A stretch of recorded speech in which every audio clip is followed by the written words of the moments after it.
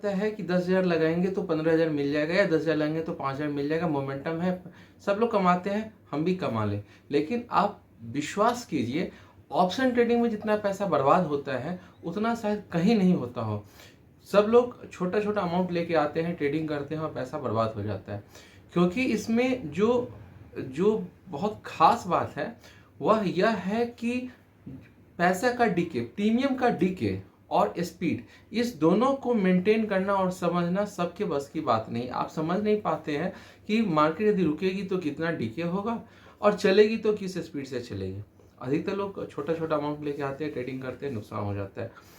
अब आप यदि यूट्यूब वीडियो देखेंगे या फिर बहुत सारा पीडीएफ्स पढ़ेंगे तो बहुत सारी स्ट्रेटजी आपको बताया जाएगा, यह कर लीजिए, वह कर लीजिए, लेकिन एग्जैक्टली सब स्ट्रेटजी समझ में आती नहीं है।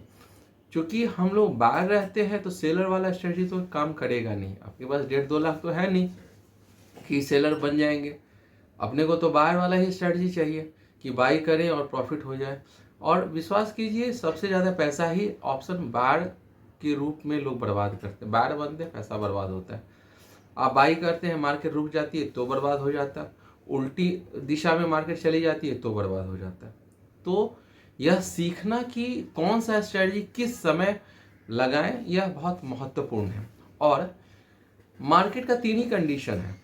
मार्केट 3 कंडीशन में चलती है, या तो रुकी रहेगी, या एक रेंज में ट्रेड करेगी, या मार्केट ऊपर की तरफ मोमेंटम चलेगी। अब इसमें भी 2 कंडीशन है, ऊपर की ओर जाएगी तो बहुत स्पीड से जा रही है या धीरे धीरे धीरे चढ़ रही है। वैसे ही मार्केट नीचे गिरेगी, नीचे गिरने में भी फिर 2 एस्पेक्ट है, बहुत तेजी से नीचे गिरेगी या फिर धीरे धीरे करके नीचे गिरेगी।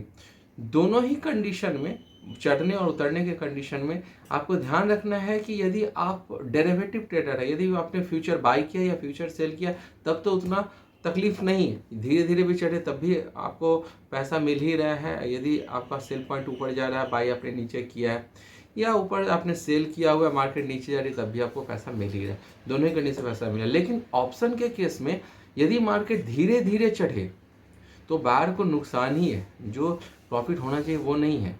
बायर को एक ही कंडीशन में प्रॉफिट होता है। आप इस बात को नोट कर लीजिए, ऑप्शन बायर को सिर्फ और सिर्फ एक ही कंडीशन में प्रॉफिट होता है कि मार्केट तेजी से ऊपर जाए या तेजी से नीचे आए, और किसी भी कंडीशन में, और कोई भी कंडीशन नहीं है जिसमें ऑप्शन बायर पैसा कमा सके। तो यह बात गांठ बांध लीजिए कि रुकी हुई मार्केट में, शांत मार्केट में यदि आपने ऑप्शन बाइंग का पोजीशन लिया है तो आपको नुकसान होना तय है। दूसरा, यदि आपने कोई ऐसा स्ट्रैटेजी बनाया है जो कि वर्कआउट नहीं कर रहा है, या फिर आपने बनाया जो स्ट्रैटेजी आपने टेस्ट किया है, बैक टेस्ट किया, वो स्पीड वाले मार्केट के लिए किया है और आप उसको रुके हुए मार्केट में अप्लाई कर रहे हैं, तो भी आपका पैसा बर्बाद होगा। ऑप्शन बायर का मूल और उद्देश्य ये होता है पैसा कमाना, और उसके लिए मार्केट को क्या देना होगा, स्पीड ब्रेकआउट, मतलब कि ब्रेकआउट होना चाहिए विथ स्पीड और फोर्स। इसमें क्या होगा, यदि आपने मान लीजिए बाई किया, पुट मान लीजिए आपने कॉल ही बाई किया, कॉल बाई किया और मार्केट आपकी मनोवांछित दिशा में ऊपर की ओर भाग गई, प्रॉफिट हो गया। कॉल बाई किया और मार्केट टूट गई, आपका स्टॉप लॉस हिट हो जाएगा, कोई बात नहीं, 2 मिनट के अंदर स्टॉप लॉस हिट हो गया, अच्छी बात है। तो आपके पास तुरंत एक डिसीजन लेने का पॉइंट रहेगा, समय रहेगा कि आप पुट बाई कर लीजिए।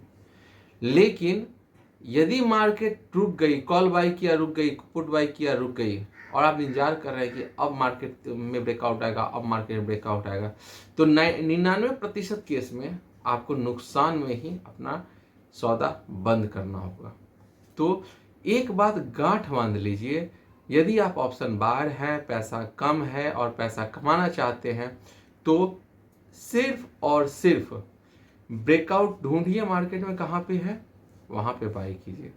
और ब्रेकआउट कैसे ढूंढेंगे या हम लोग सीख सकते हैं, यदि आपको सीखना हो तो आप नीचे कमेंट कर दिए, मैं आपको बताऊंगा कि कैसे ब्रेकआउट ढूंढे मार्केट में, और उस ब्रेकआउट पे कैसे ट्रेड लें और कैसे स्टॉप लॉस लें।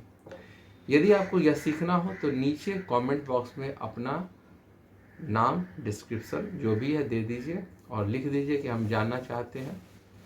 मैं आपको बताने की कोशिश करूँगा। और यदि आपको अच्छा लगे तो भी कमेंट कीजिए, बुरा लगे तो भी कमेंट कीजिए, ताकि मैं इसको और बेहतर बना पाऊँ। धन्यवाद।